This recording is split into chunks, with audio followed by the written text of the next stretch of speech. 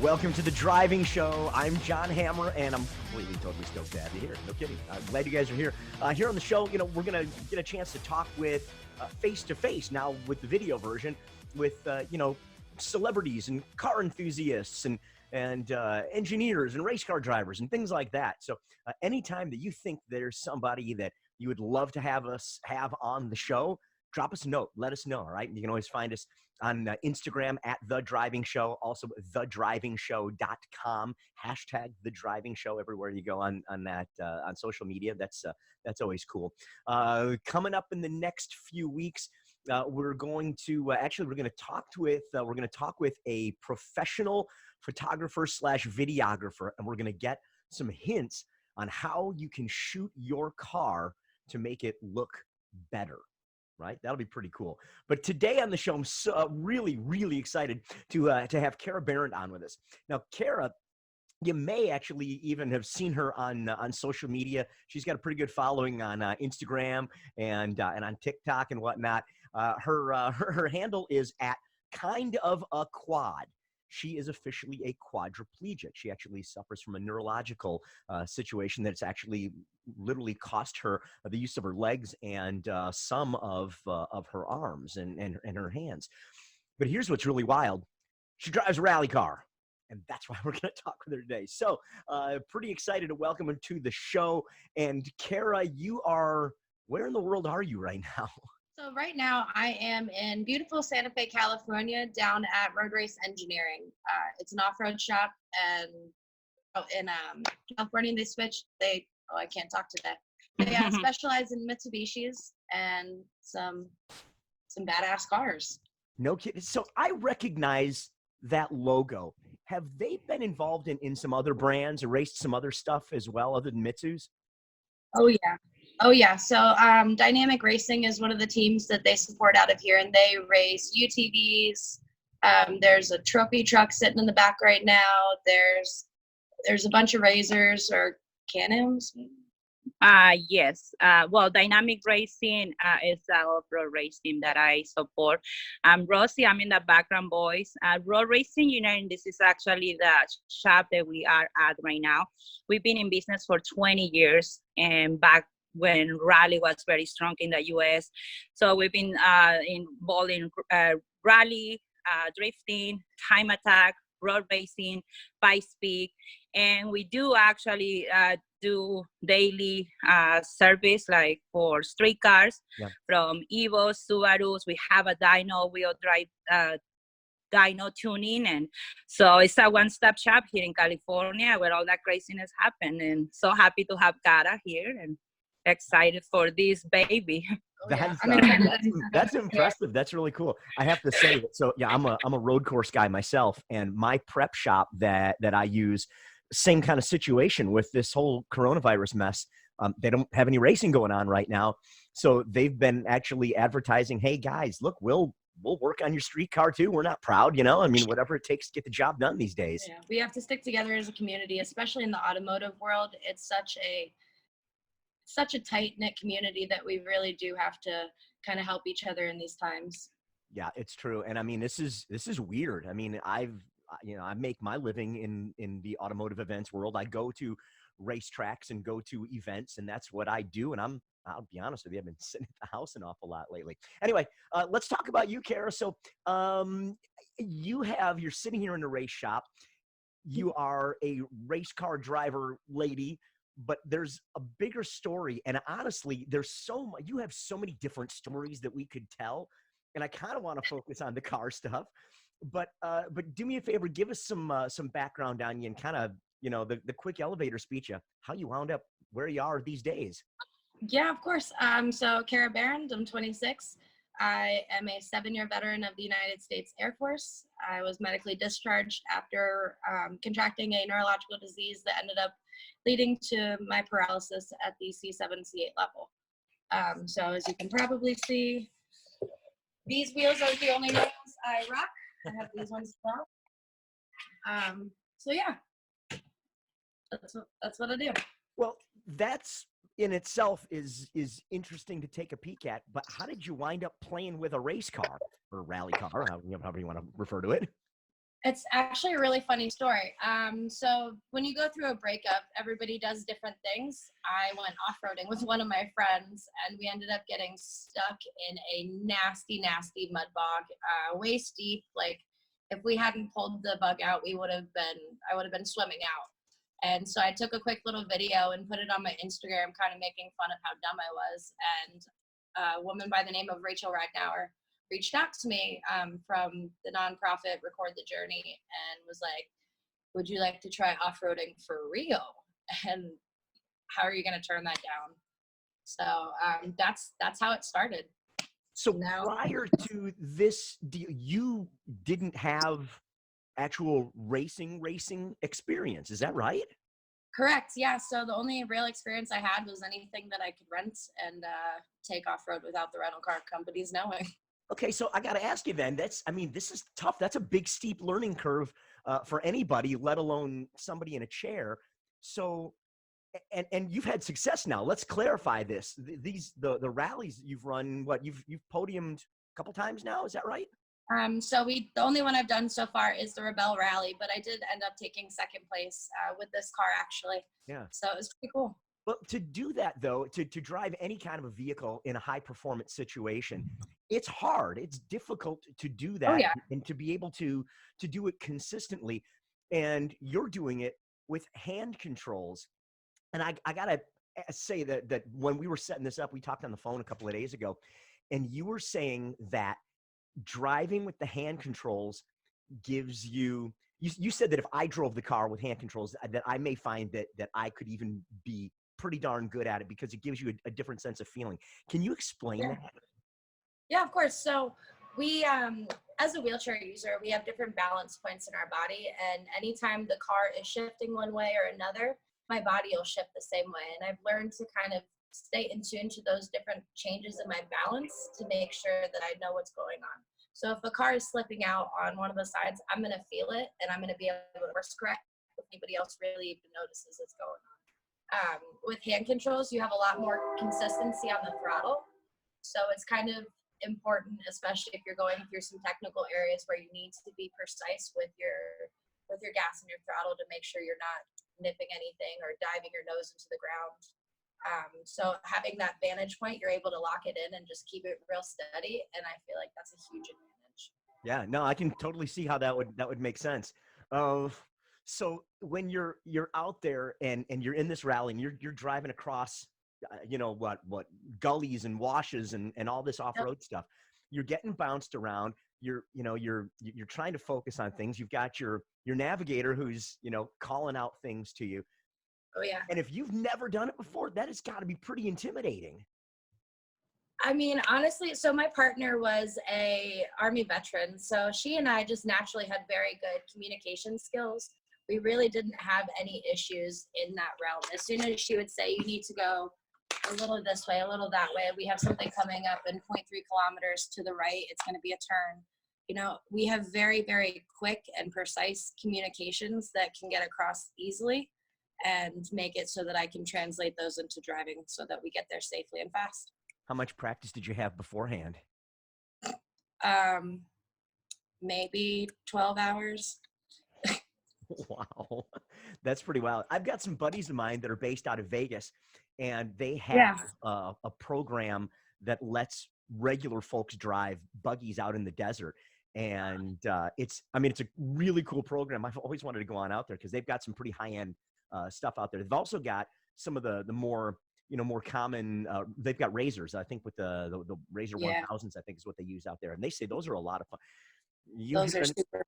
I actually just crashed a 4-seat Razor yesterday. That's exactly where I'm going with it. I saw you posted it. What in the world did you do?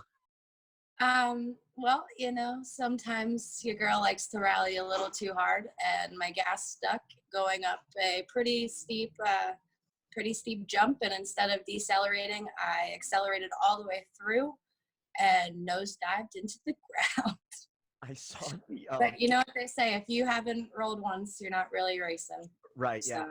I saw there were some hunks hanging off the front suspension. How much damage was done on that thing? Upper arms are pretty trashed.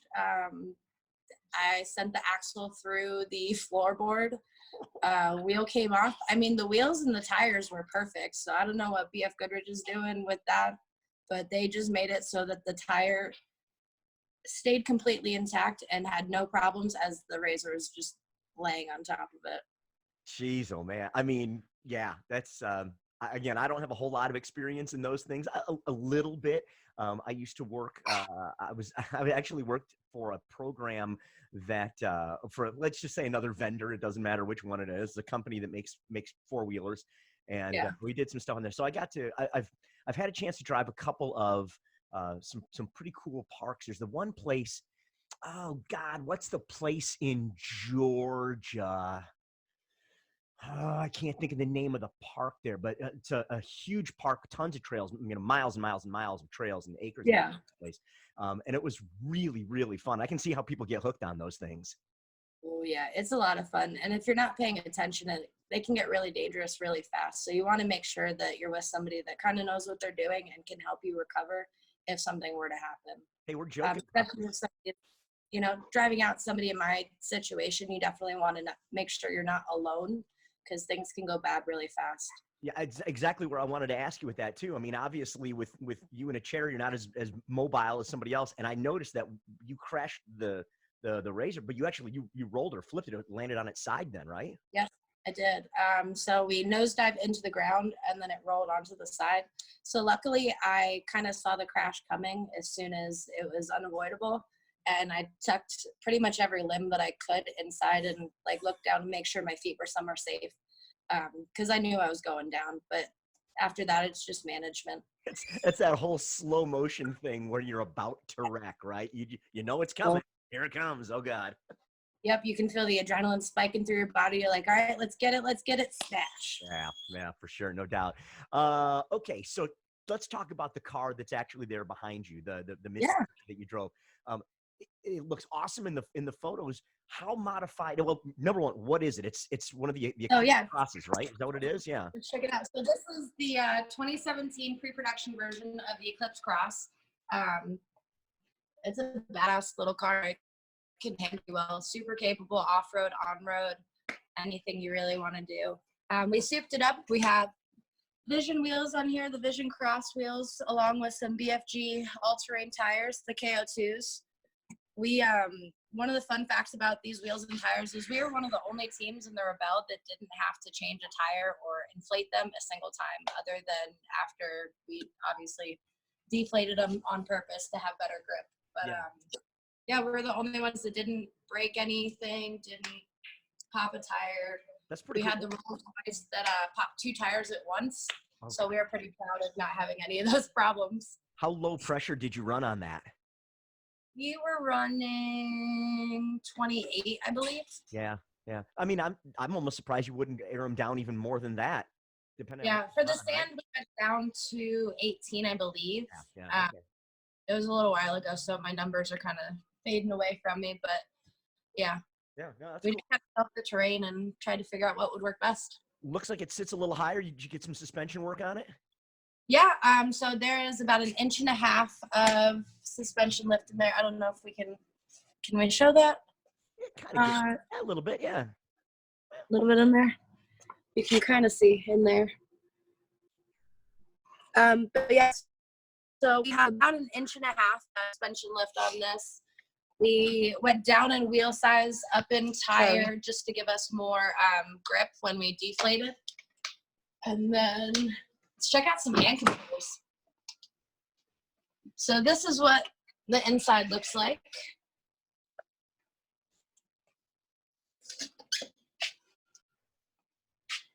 So if you look over here, we have our hand control that makes it so that the whole vehicle can work for me.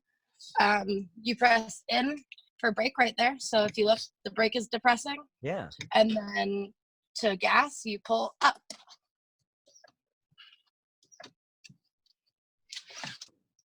That seems so simple even. I mean, and honestly, if you think about things so simple. Like again, I'm trying to think like a race car driver here. When you're, let's say, trail braking, and you're going from braking, rolling back into the throttle, looks like you're going to get a really good smooth application between those two then. Oh yeah. So the nice thing is it's got this midpoint right here where it's the neutral ground. So you're not going anywhere. You're not pushing the brake. You're not pushing the gas. And you can gas up and let go and it'll release right to there. And then you can go back into what you need to do safely. So it's kind of cool to have that spring-loaded reset just to make things a lot more smooth. Is that permanently mounted in the car, or is that something you can actually bounce from vehicle to vehicle? So there's different versions of hand controls. These are a permanent version. So these we had installed by the wonderful folks down at the Ability Center in Orange County, California.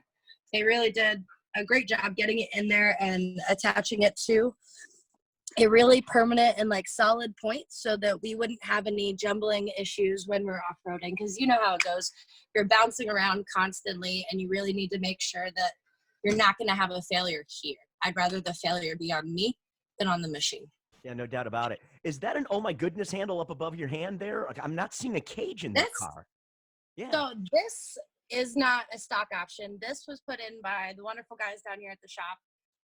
We noticed that I was having some issues getting in and out smoothly, and I was starting to tear up my shoulders.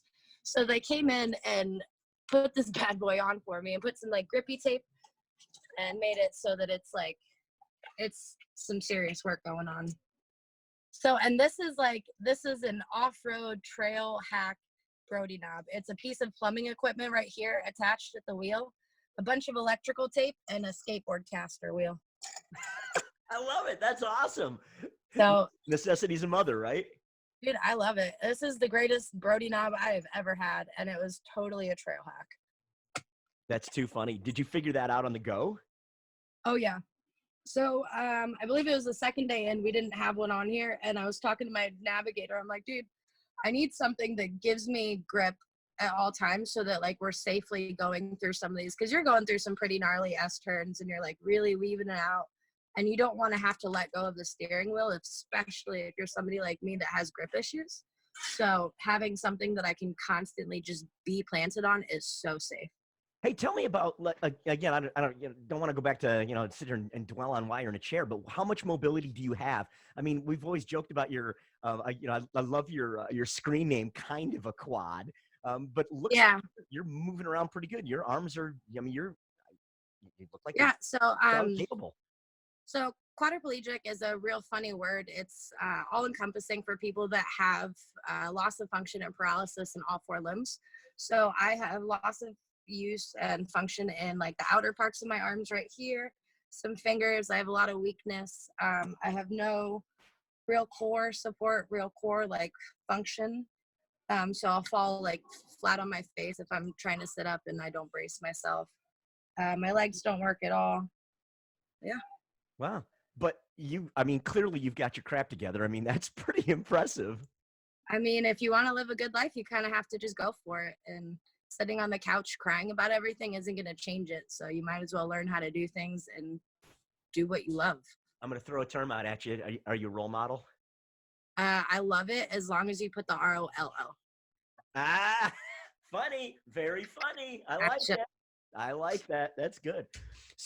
So like, what's next on your agenda? I mean, you guys going to take this car somewhere else and do some more rallies with it? I mean, you're going to get into more motorsports, different stuff. I mean, how bad do you have the bug now?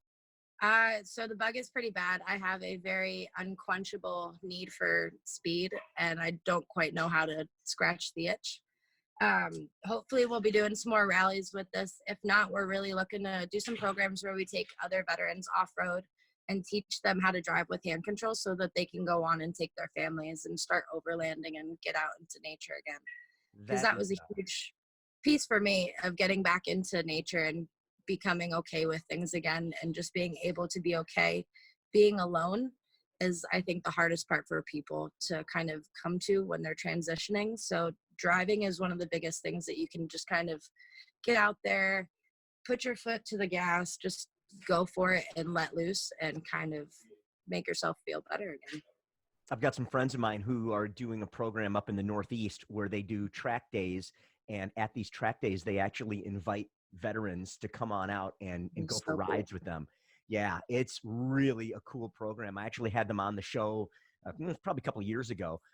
But just such a cool thing. And you know, I get all their emails now, and they only do 3 or 4 events a year. And of course, now with the whole virus thing, I mean, who knows what There's they're actually nothing. going to do. Yeah. Yeah, that part kind of sucks. But they always talk about how appreciative everybody is when they come on out and get to do that program. So it's nice. I think you're on the right track with that. That'd be pretty cool to see more folks get involved. I think, and maybe your car is probably the perfect one because it has so few mods to it. That's one of those deals where Yeah. people's eyes light up and they're like, wait a minute, this is a real car. Oh yeah, and that's the cool thing about this is a street car. This is something that you would take to go get your groceries every day. This is something you would go and pick up your kids, your grandparents, your parents, your friends, just go to the mall. But this is also something that you can say, you know what, I don't feel like being in the middle of the suburbs right now. Let's just go out to the middle of the desert, and you can romp it and come back, and we're still driving. This is 6 months later. That's that to me, that's super impressive. Folks don't realize how, and I mean, you're obviously in the biz, I'm in the biz now. Joe average on the street does not realize how impressive a standard issue car is. I don't know if you read Grassroots Motorsports magazine, but a handful of years ago, they had a story where they took 3 classic sports cars, and I don't remember exactly what they were. I think it was a Jaguar. I think there was an old 911, and maybe maybe I don't remember, a Triumph or something. I don't know, but it's, you know, like 3 like 1980s era, you know, Yeah. sports cars. And then they ran all of the typical car magazine tests, you know, 0 to 16 braking and road holding and all that stuff. And they put them up against, at the time, a brand new minivan. And the minivan won every single category over what these real sports cars were. It was hysterical. It's so cool. And not to knock minivans, I'm just not a big fan of them because when you end up in a wheelchair, that's the first thing everybody tells you is like, oh, you got to get a minivan now. And that was like a big reason for me of why, like when I got into driving more, of why I wanted to do it more, because I don't want to drive a minivan. And I don't want some other kid waking up in the hospital thinking, shit, I have to drive a minivan. Right. You know, you can literally drive whatever you want. With all due respect, you're not a minivan type gal. No, I am not. Not unless we take the doors off and stick some Gatling guns out the side. All right, Karah. So before we get you out of here, talk to me about the folks that help kind of, you know, put this whole program together for you. Yes, I mean, this would not have been possible at all with generous donation of this vehicle from Mitsubishi. Super, super rad.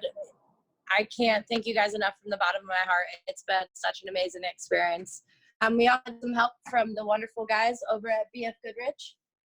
Gator Wraps did this beautiful wrap that somehow held up in all 2,400 kilometers of the wilderness. Vision Wheel killed it on our wheels. Offroad Like a Girl gave us some beautiful, beautiful clothing to make sure that we are dry and safe in the desert.